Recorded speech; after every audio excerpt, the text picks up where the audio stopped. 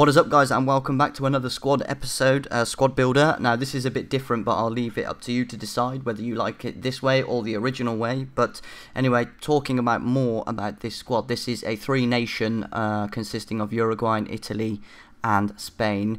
And I thought it was really hard. It took me a long time to do it, but anyway, let's get this squad builder underway. And the first, obviously, you can see is the goalie Buffon, and I chose him because the main reason why I chose him was because I needed a good keeper that could stop shots in and around the box, because I always tend to let in a few goals, silly goals around the box and inside the box rather, and that's why I chose him. And starting off with left mid is Jordi Alba. Now I wanted him because I needed someone who was always going to float around the edge of the box, the edge of the area, and around the left-hand side of the pitch or the right-hand side of the pitch, depending on where he was, because to cut out the passes from around the wings and so on. That's why I chose him. And the first of our two centre mids is PK. Now PK, I've got a bit. Well, I don't know. He's a bit yes and no and hit and miss, I'd say, because when he's on form, he's but he's a bit sluggish and a bit slow. But I wanted someone who was great in the air and who's strong and could cancel out those direct passes into the box, and obviously from the corners and so on. But he was always there. He was he's an okay defender, but not the best. And our second centre back partnering him is Chiellini. Now he tends to wander off a bit. He tends to drift up the pitch and so on, but he's a workhorse. He is a workhorse, and I do like using him. But as I said, his main problem is he tends to drift up forward too much and gets caught out in possession. But when he's on form, he's just a total beast and annihilation, a nightmare to play against. And as I said, our right back, we have Abati, and he's from AC Milan. He's the third of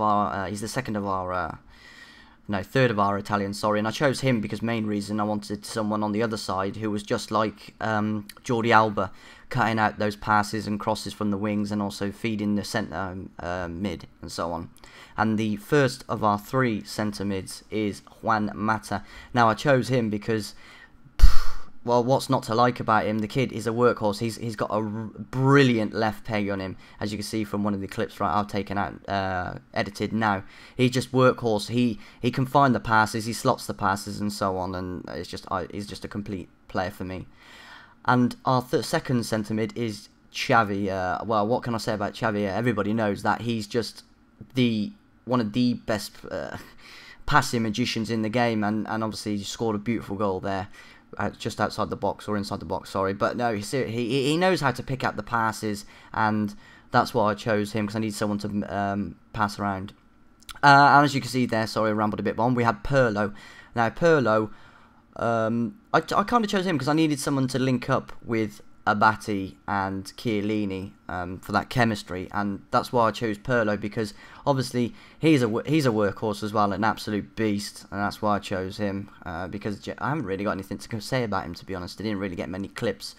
But I'm moving on to centre forward. Of the first of our Uruguayans was Gaston Ramirez. Now this was I didn't pay that much for him. I think I paid about 2,000 for him, and to be honest, his work rate as well is just completely amazing. I do think he is a complete player. He's really good. I mean, as you say, that strike outside the box about 30 yards out. He's got a brilliant shot on him. He can feed, he can pass the ball, and so on and so on. And he's just a really good player for me.